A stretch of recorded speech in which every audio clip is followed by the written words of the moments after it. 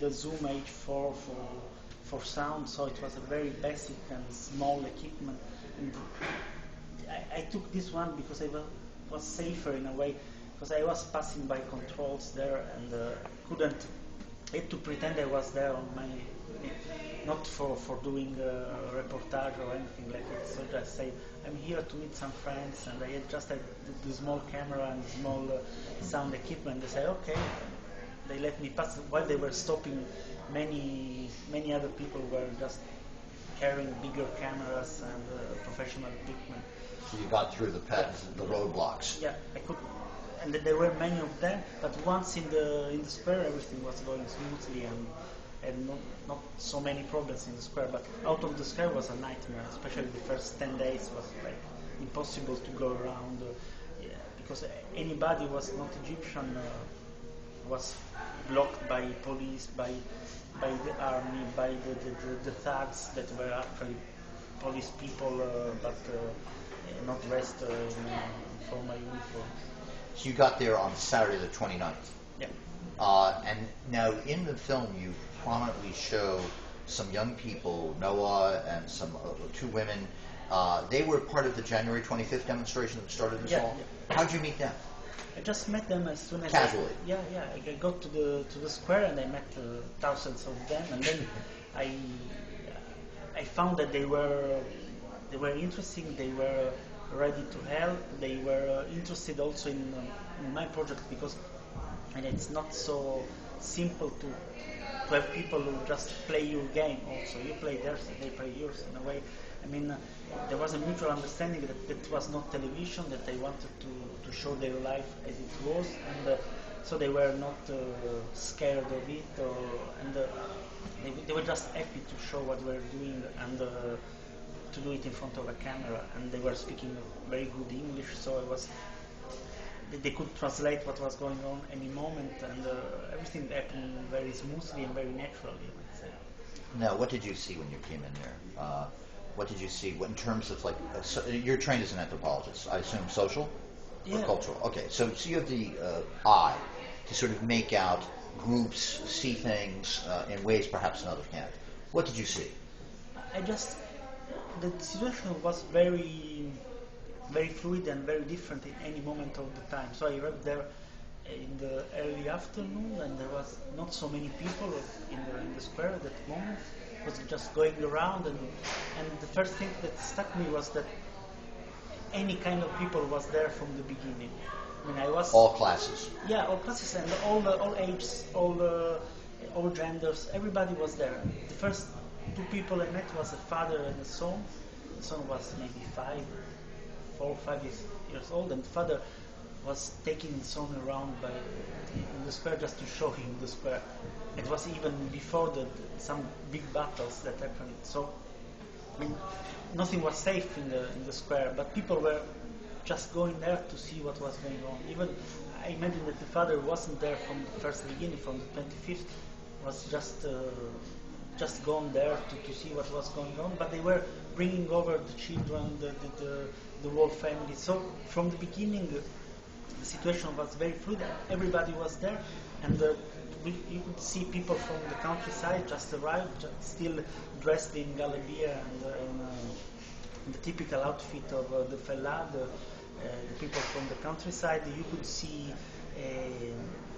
upper class people. I just met the first day. I met a boy who told me, "I don't believe we are here because we don't have money, because my salary is like $3,000 a month, and I live and he named a neighborhood, Smadi, which is an upper class neighborhood. He said, I have everything I want, but we don't have democracy, so I am here to get my democracy." And he showed me straight away that he had been wounded during the previous days, so he had some holes by rubber bullets in his leg, and he said that I have been living for 5 years in London, so if I want I can go away from Egypt, but I came back just because this is the moment where we can get back our freedom from from the politicians.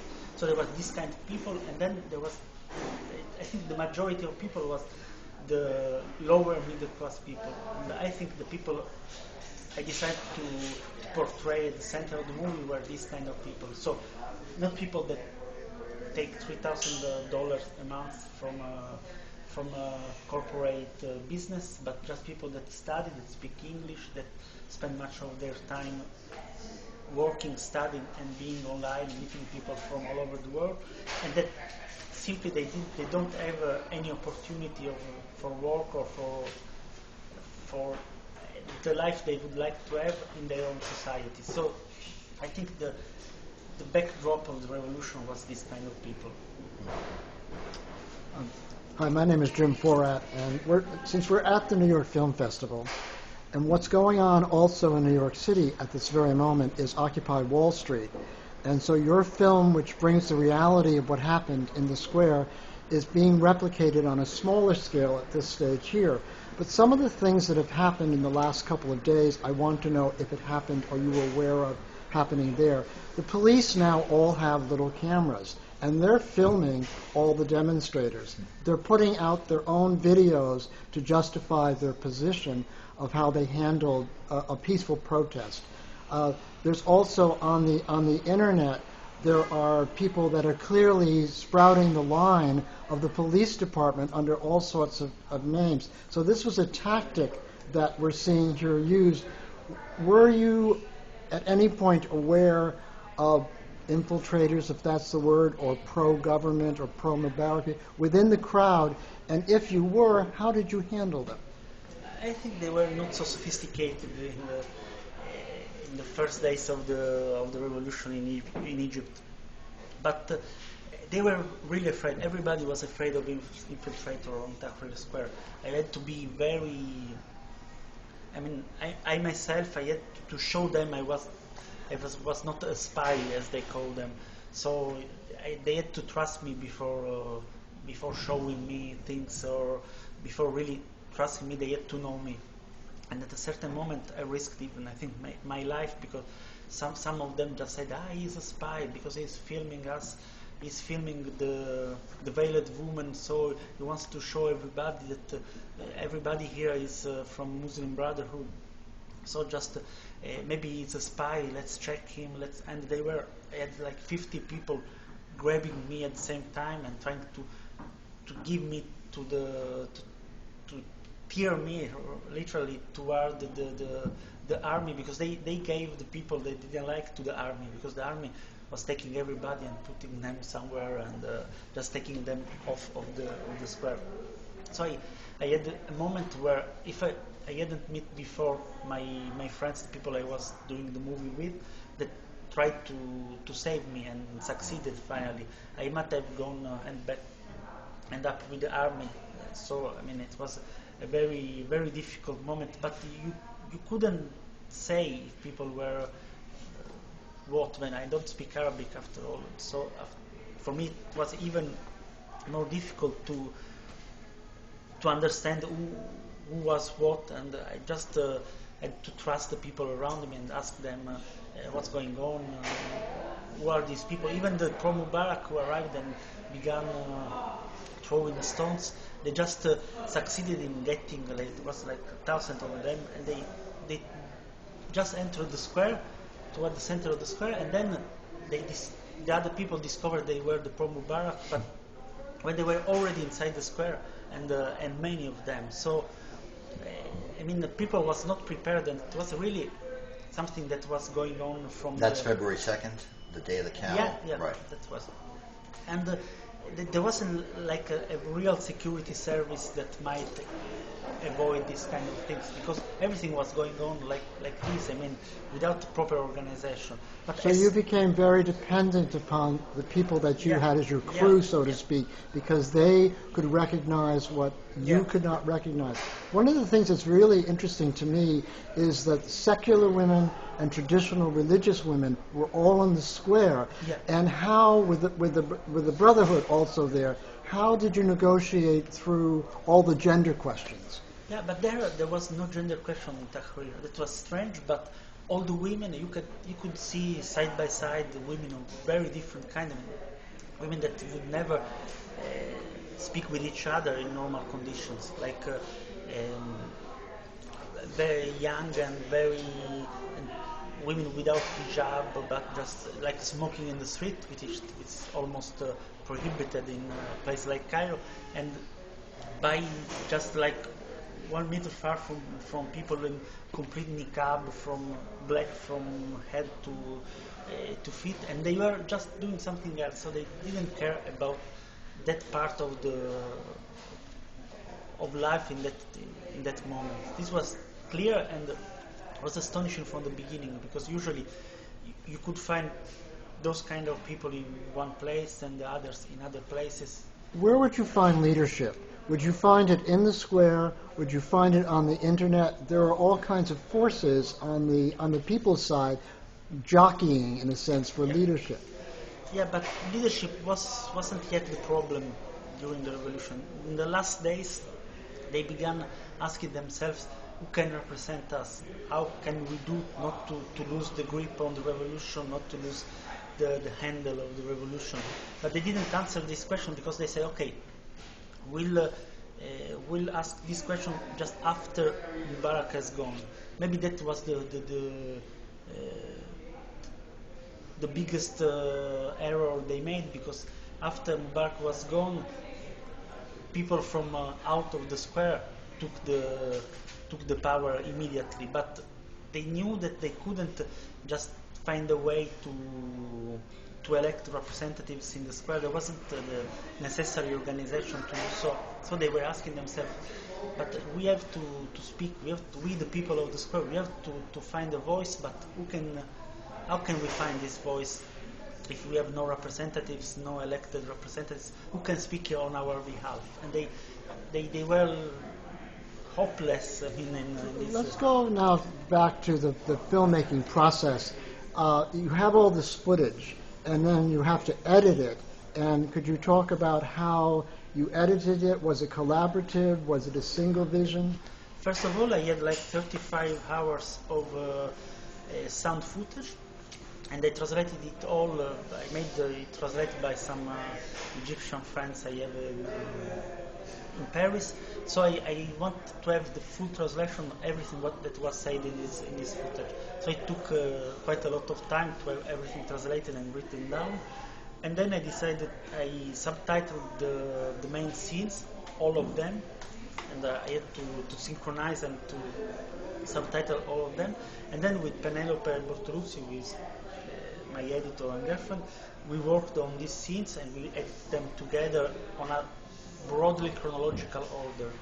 And then once we had this kind of very rough pre-edit, we just tried to work on time, rhythm, and to maybe switch the place of some sequences to make it more, to make the narrative more smooth. That was it. What difficulties did you have with the sound that you collected? Because you're using a boom mic, right? No, it was just the zoom on the camera. Ah, interesting. So so you had to re-engineer everything. Yeah, of course. It was very, very difficult because the zoom was just on the flash slide of the camera, so just there, and they just took it out of the camera and put it somewhere else whenever it was possible. But I mean, that was it, and I was alone, so I couldn't. I was always rushing with camera with the zoom there, and so it was full of noises and handling noises.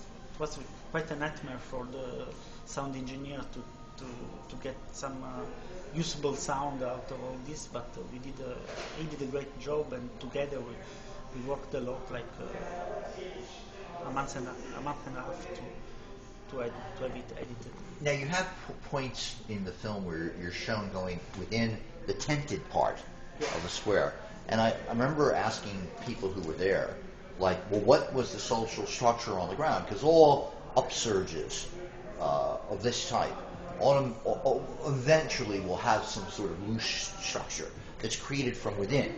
And you're going into the part that had the sort of Facebook kids. But how else was that structure around there? Were there, because you did the Muslim Brotherhood have a little camp there too that everybody was talking to each other? I mean, how were they all talking to each other? Yeah, the borders between the areas were not fixed because you could just walk from one space to another. And I didn't feel that, I mean, I couldn't go to some space because it was Muslim Brothers or the Facebook people, or everybody was just going back and forth from all the places in the square. And also, I mean, I myself, I came there with a small plastic sheet that I was using to sleep on it, and I put it on the ground. As soon as I put it on the ground, I had like 3 people going to occupy them, and I didn't know them, and just began speaking with them. That was the kind of situation that I was planning to use the sheet also to cover myself, and I couldn't, because as soon as it was on the ground, everybody started to hang out. Yeah, everybody was there, and I began speaking with them. Everything was really was happening like this, and people was arriving with the food. They gave food.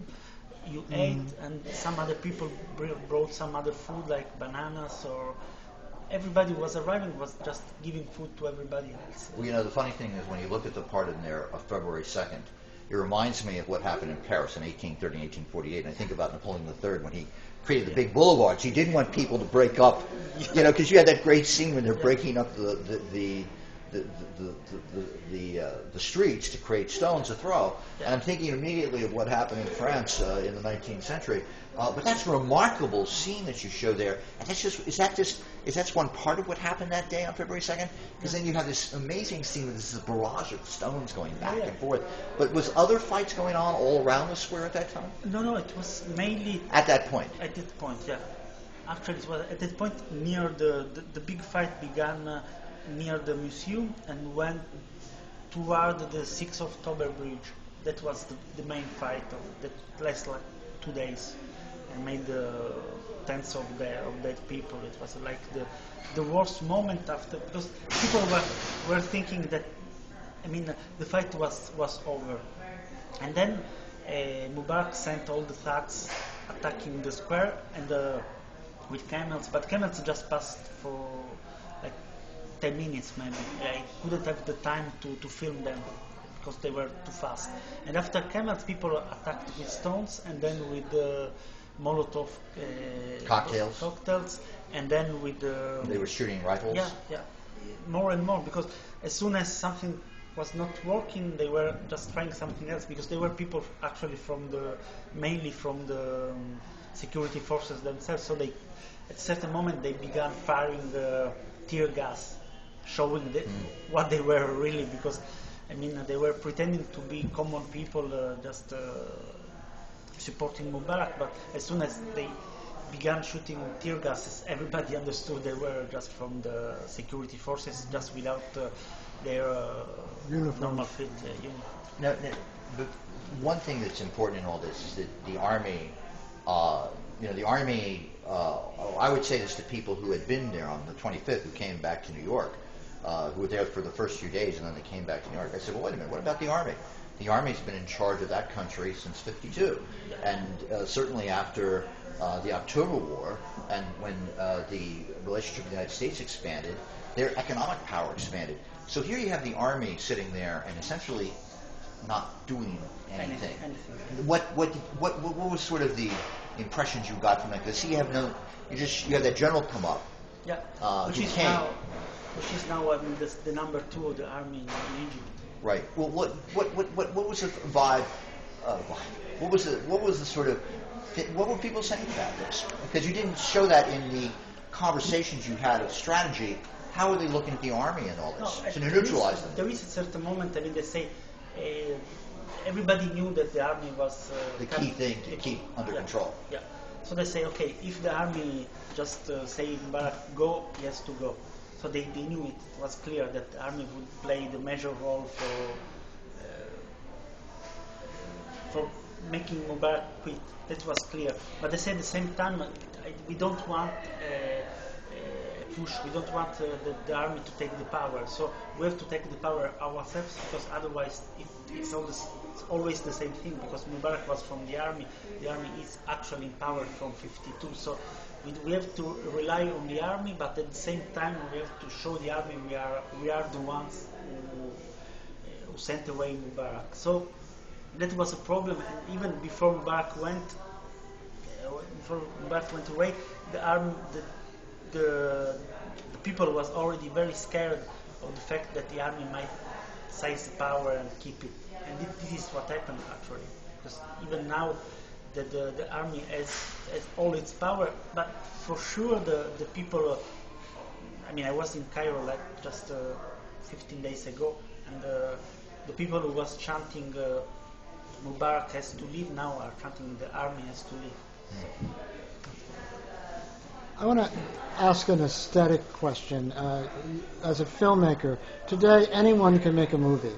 Anyone can go and with a little camera, their phones or little digital cameras in HD, make something that looks good. So the craft of the documentarian and the aesthetics of filmmaking, how that friction between everybody's a filmmaker to the actual art of, if you will, of putting together a document, a film that does tell a story. Because as an anthropologist, you're also seeing this phenomena of everyone is a participant. How does, in your own thinking about you as a filmmaker, what do you do that separates you from me standing next to you with my little digital camera? Yeah, for sure, the way the aesthetics of the image is very important for me. I was a photographer and I've been working on how I film people for like 10 years now. And I think that the distance, the problem of the distance, the problem of the way you deal with cinematography is capital. And at the same time, the storytelling part of the job is fundamental. I mean, I study a lot. I know. I have to know the context very well to make a movie about it. And at the same time, in editing, there is something I spent months and months in editing a movie, and there I think that the experience of being a filmmaking is the most important part of the job. So I think that cinema has something to say in this moment. The only fact is that technology is much cheaper now. I mean, with a 5D camera, everybody could do a movie, but the fact that there were I saw 100 5D cameras shooting in Tahrir, and they didn't see 100 movies about Tahrir.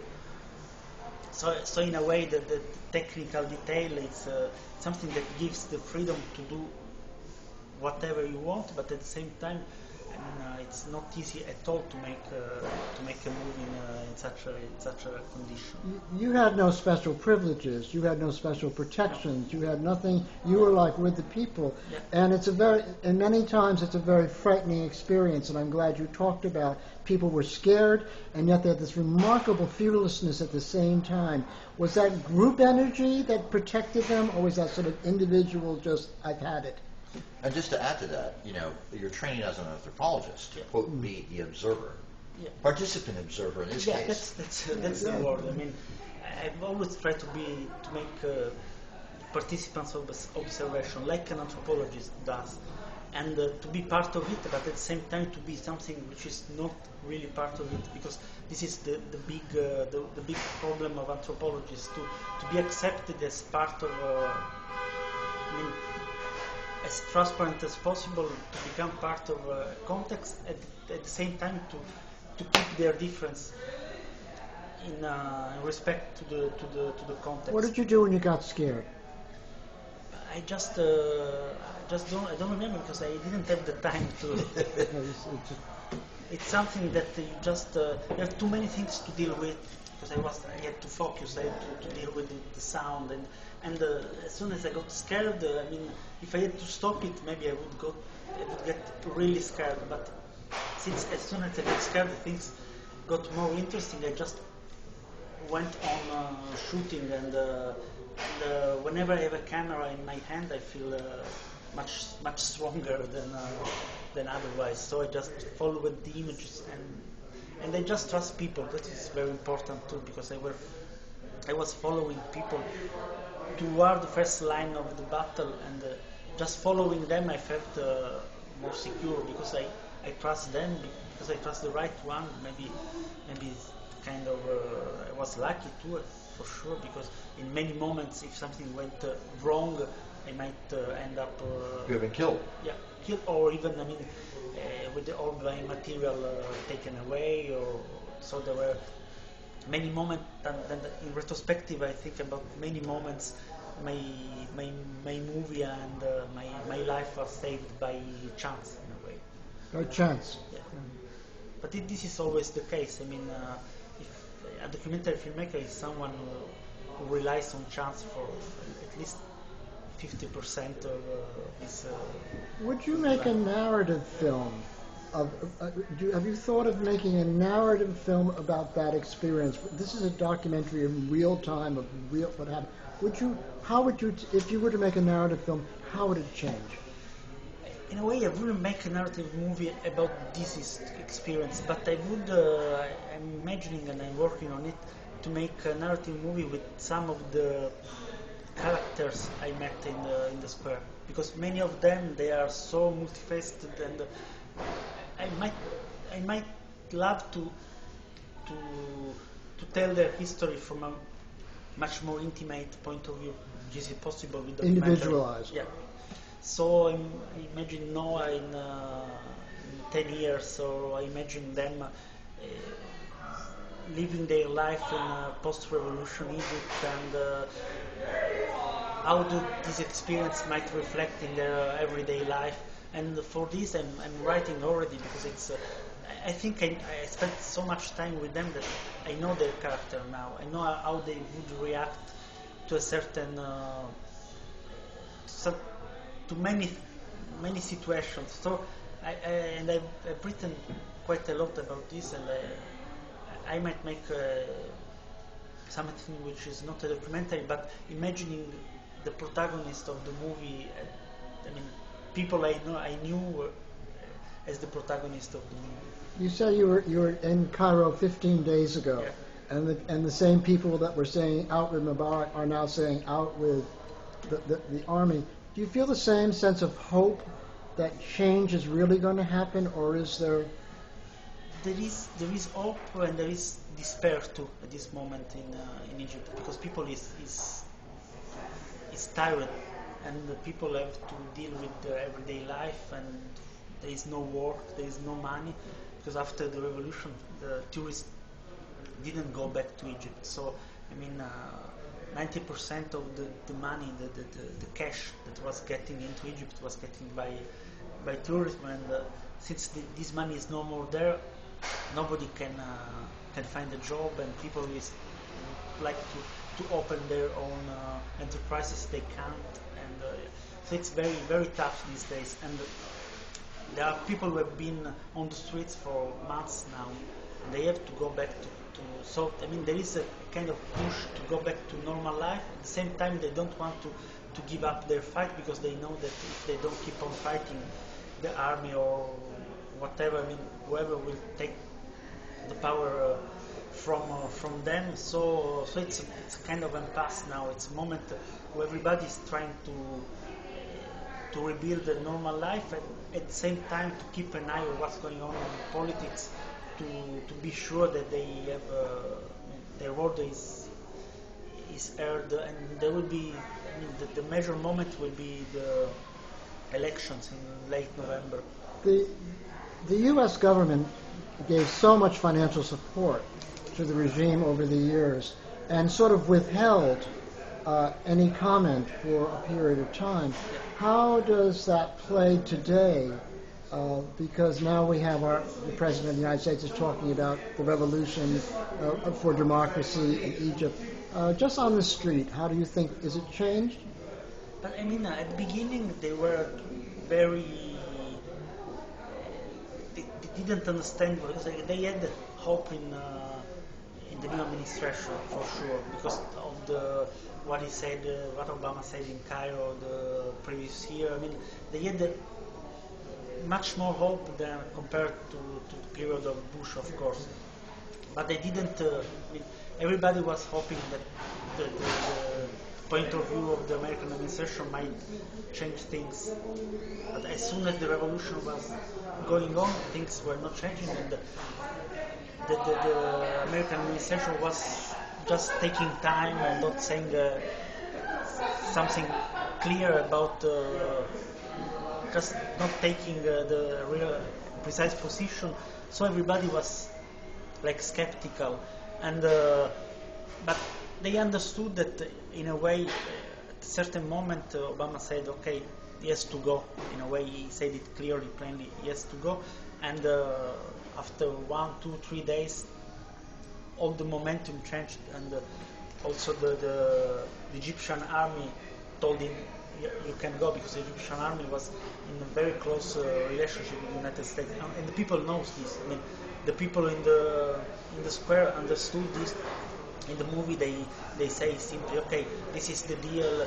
They just keep the peace treaty with Israel. He goes away. The army takes the power. The army is a kind of guarantee for the United States for the continuity of the relationship with Israel. So this was very clear, and this is for most of the people, this is okay in a way.